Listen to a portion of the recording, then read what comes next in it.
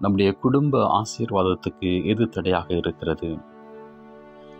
என் அன்பு சகோதரனே, சகோதரியே, உங்கள் குடும்பத்தில் ஜெபம் இருக்கிறது, உழைப்பு இருக்கிறது. ஆனால் ஆசீர்வாதம் மட்டும் தடைபடுகிறதா? சமாதானம் இல்லையா? காரணம் என்னவென்று யோசித்திருக்கிறீர்களா? பல நேரங்களில் நம் குடும்ப ஆசீர்வாதத்திற்கு தடையாக இருப்பது வெளியிலிருந்து வரும் சாத்தானோ சூழ்ச்சியோ அல்ல. அது நமக்குள்ளேயே இருக்கும் ஒன்றுதான். அதுதான் மன்னிக்க முடியாத இருதயம்.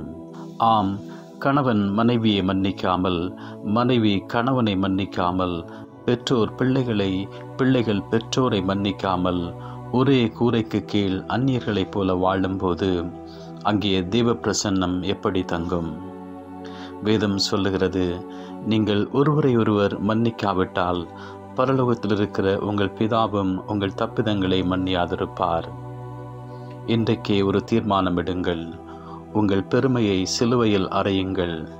யார் மீது கசப்பு இருக்கிறதோ முந்திக் கொண்டு போய் பேசுங்கள், மன்னியுங்கள், மன்னிப்பு கேளுங்கள்.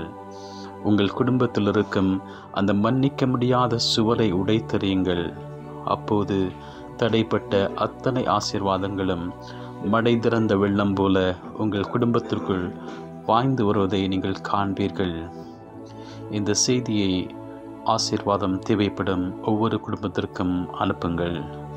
கர்த்தர் உங்களை ஆசீர்வதிப்பாராக. ஆமென்.